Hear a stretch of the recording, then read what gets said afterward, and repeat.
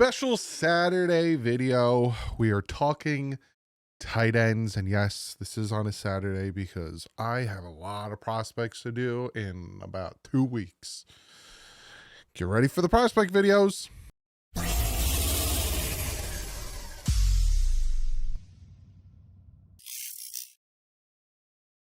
What is up, Finn fans? How is your Saturday? Hope you're having a fantastic Saturday. For anyone who checked out me and Reason's live stream yesterday, go check it out.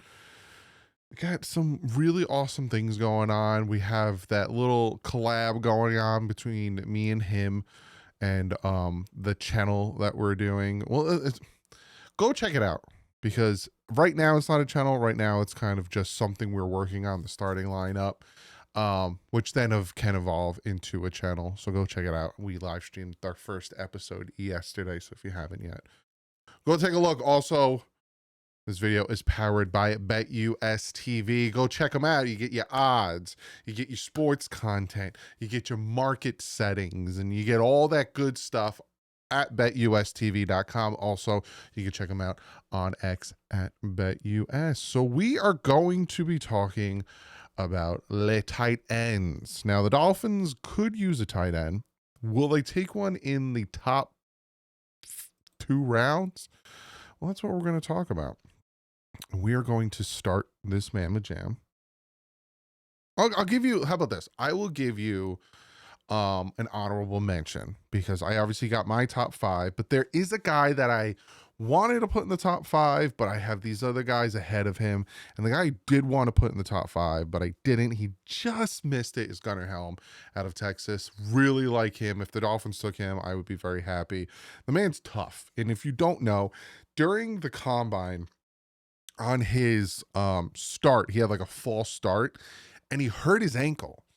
That ankle like blew up and was black and blue. He proceeded to run both his 40s and do all of the tight end workouts and stuff in the catching on that ankle, goes into the hotel, takes a picture of his ankle, and it just blew up. So he's a guy I would absolutely love in Gunnar Helm. I would have him at 5, but I do have at number 5, Harold Fannin Jr. out of Bowling Green. He is 6'4", 230 pounds. He ran a 4.71. He has the playmaker mentality, good hands. He's got that good burst out of his stance.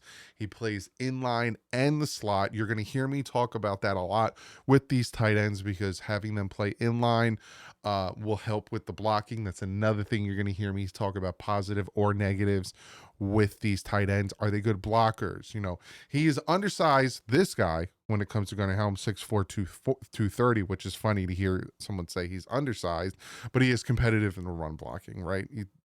Really great to see that. Strong hands, great up at the catching point. He's got nice little moves here and there. His negatives are he could be a little lumbering, or he could be a little stiff or a little big when it comes to his movements. He requires gathering steps when truly changing directions. So, you know, instead of kind of quick motions to change direction, he kind of stomps a little bit, then goes. And he's a little stiffness on his lateral movements.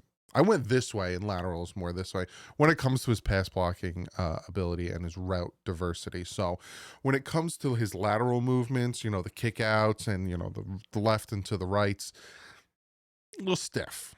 But these are things that you can work on. I do like him. He will probably be, it's funny too, because if you go on PFF, his comparison is Jonnu Smith, which I think is absolutely funny to me. You're probably looking at him in the 3rd, 4th round, which is an area that the Dolphins definitely could end up drafting a tight end. So I do like him. I like him a little bit better than Gunnar Helm, but they were a very close one too. Very close. My number 4, Elijah Arroyo. Now, if you are a Miami Dolphin fan, or if you are down in Florida and you don't follow the other Florida college teams, you are a Hurricanes fan, and you know who Elijah Arroyo is. He's out of Miami, 6'4", 245. He ran a 4.69 40. Good athlete. He's had one. I'm looking at my notes. If you're ever like, what is he looking down at? My notes. Research, baby, research. One drop in 50 targets in 2024. He's physical at the breaking points. So essentially, running his route. If you're running a post, the breaking point is, that little fist point where you break it to the inside towards the post. That's the breaking point. If you're running an out route, it's at the point of you going. It's the breaking point of the route. Physical. He's not going to get taken off of his routes. And he's got a chip on his shoulder, right? He's fighting for something. I like that about him. Now, he's not great at blocking, and his blocking might suffer in the NFL, especially going up against these defensive ends. He's only really started one full time, which could hurt him. And he kind of dips his head when he blocks, which isn't good because as somebody who used to play defensive end, if I'm getting ready to do whatever I need to do and I see the blocker ahead of me putting his head down, I'm just going to, your head is, if you ever took karate or any type of martial arts or anything, your head directs you where you're going to go. So if you're putting your head down, I'm just going to kind of throw you to the ground because that's where your head is going and your head directs the rest of your body. So he needs to work on that. But I like his athleticism. I like the way he runs his routes. And I think that he could be very good. Now, third rounder probably for him too. Possibly sneaks into the second. A lot of times with these drafts, you'll see a run at positions. I'm going to talk about this in a video probably starting the week of the draft. I have so much content for you guys.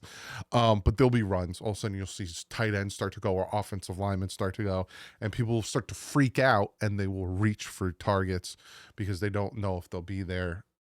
Maybe their next pick could possibly be a second rounder, but I definitely see him being a third rounder. My number 3 on this list is Mason Taylor out of LSU.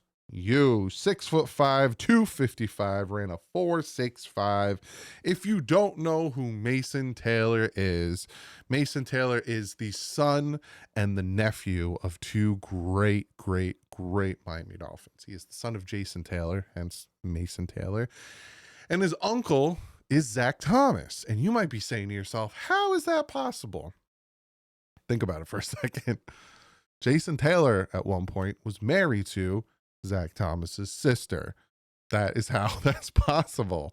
So yeah, he has some Dolphin great blood running through him. He's got an athletic frame. He's got the experience to be in line and in the slot, which really helps with the Miami Dolphins, especially with the offensive scheme that we run. He's got a big catch radius. My arms aren't even in the frame, but he's got a big catch radius, can grab it wherever he needs to. And he runs nice, clean routes. That's fundamental. You got guys like Rob Gronkowski, who's not a great route runner, right? He's kind of like Frankenstein, just lumbering around there, but he'll catch everything and anything thrown his way. Mason Taylor's got a little bit of both.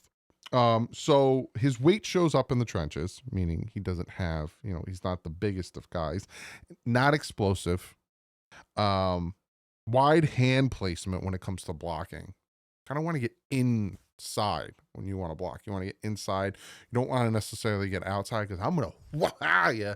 You see what I'm saying? Like, or you can rip. You want it inside. You want to make it hard for the blockers, the pass rushers to open you up and get you out of there. He needs to gain some weight. But 255, I guess.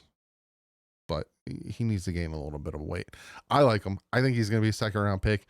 Possibly could be there at 48.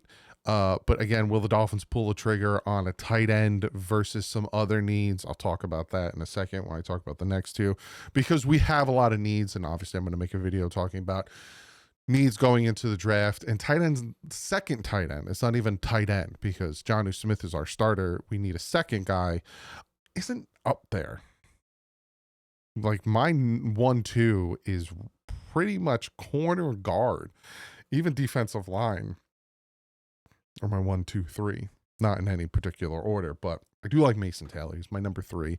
And, if he has any of the drive and heart that his father and uncle have, he's going to be really good in the NFL. So especially his uncle. Did you know his uncle got his head run over when he was a kid? Go look it up. Zach Thomas. Beast of a man. My number 2 is Colston Loveland out of Michigan, 6'5", 245, ran a 4.7 40. He's number 2 for a reason. Some people actually have Colston Loveland ahead of Tyler Warren because of his athleticism, his long arms, his route running, his route tree. You know, he has the possibility of doing double moves with the route technician that he is. Well placed hand on blocks. He's a scrappy blocker. He is kind of what you're looking for. You're looking for a tight end that has the speed, the athleticism, the physicality, and the ability to run routes as well as he does, but also will be able to block for you, will be able to have that inline blocking. Now, he lacks the size to handle defensive ends, and he could be better with his yak, yards after catch, kind of, you know, doing things afterwards. That's kind of the only negatives, right? He can work on his size. He can work on facing these these NFL standard defensive ends, and he can work on his yak. The things that he has, his athleticism, his long arms, all that other stuff are things you can build on. The scrappiness when it comes to his blocking. This guy is going to be a very good tight end. Now, again, will he go before Tyler Warren, or do people really like Tyler Warren compared to him? Obviously, if I have him number 2, you know my thoughts and feelings, but this is close between these two guys. So yeah, because obviously you know who my number 1 is. It's Tyler Warren out of Penn State, 6'6", 261, ran a 4.68. He's, if you don't know, go watch some film on this man. He got a big frame for inline blocking. He can play fullback. He could play the W back situation. Think of Charles Clay when he was with the Dolphins, how he kind of was in those positions. He's got long arms. He's strong. He's physical. In 2024, this past season, he had a big production in his receptions, which we all saw.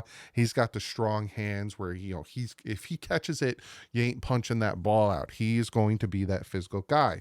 Now, obviously, when you look at his style of play and when you look at how he is, he's not going to be that elusive tight end. He's not Jonnu Smith. Let me see if I can look up what his comparison is. Tyler Warren. Dallas Clark, they have his comparison, which I can kind of definitely see that. I want to see Colston Loveland, what his comparison is. Tyler Eifert. He's stiff. His top end speed takes some time. He holds blocks a little bit too long. Obviously, when you are blocking, especially in the run game, if your guy goes by, you kind of want to let him go and then go to the next guy. He kind of holds him a little bit too long, and he speeds up his routes. You know, he needs work on his routes. Obviously, he took a big uptick this past year in his receptions and his route running and stuff, but he's not that speedy, slender tight end he's not like Jimmy Graham. You know, he's not that type of tight end. He is more like a Travis Kelce type, or I see, again, Gronkowski is he's a big dude, but his knees are so bad. Obviously he's more athletic than Gronkowski is, but think of that mentality. He's like a big tight end who is just physical and really does what he does well. Now, there's a big uptick, right? Because even if you look at PFF in 2023, he wasn't great. And then there was a huge jump in 2024. Whereas like Colston Loveland, it was a progressive jump. So that's going to be something interesting that I will see with Tyler Warren. He might be there for the Dolphins at let me see, at 13. I was gonna say 23. If we were 23, that means we would have we would have won a playoff game. But like you have like I'm trying to see who possibly would take him before 13. Jets, maybe. I think Genty goes to the Raiders. Jets. That's about it. He might be there at 13, but again, it's the same situation I have with Loveland, or the same situation I have with some of these other guys, which the next video we're doing tackles. I might just do offensive line in general with the next video, but the Dolphins are, I would be shocked if they took him at 13, but you're going to have teams that are behind the Dolphins that might want to move up. Now, obviously you have the Colts who are directly behind us. They might, and I've heard someone say, why would somebody move up if we don't take him, he will go to the next team? That's because someone might jump in front of him, right? Like we could call the Colts and be like, hey Colts, do you want to move up a spot? Because I'm trying to think of a team that might need a tight end. Tampa Bay at 19 is trying to move into 13 to take Warren. Do you want him? And they might be like, oh yeah. And then they'll try to jump up. So we'll see. And again, I'm going to make a video talking about best and worst case scenarios with the draft in 13 and moving down and staying pat and all that stuff. But overall, that is my top 5 tight ends in this upcoming draft. Harold Fanning, Elijah Arroyo, Mason Taylor, Colston Loveland, and Tyler Warren, with a very, very big asterisk star next to Gunnar Helm, who very easily could have been a possibility. Now, there are other tight ends that I like, but I really wouldn't put them in my top 5, like Gadsden's son, which is funny because you have Mason Taylor in there, and then you have Ordain Gadsden. Oronde. I don't know why I call him Ordain. Oronde Gadsden the second out of Syracuse. We could probably get him in the 5th. Again, we don't need to take a tight end with our first 3 picks. So going to be interesting. Very interesting. Comment below. Let me know. What are your top 5 tight ends? Do you see the Dolphins taking a tight end? Would you like to see when, who, and how? I will see you guys on Monday. I think we're going to jump into the next prospects. I think I'm going to do offensive line in a whole, because I have 2 weeks until draft week, and I am not doing prospects on draft week. We were doing mock drafts, and we're doing a lot of different stuff on draft week. So I think I'm going to do O-line as a whole. You're going to get a big offensive line video come Monday. So comment below. Let me know what you guys think, and I will see you Monday. But like usual, stay classy. My fins up.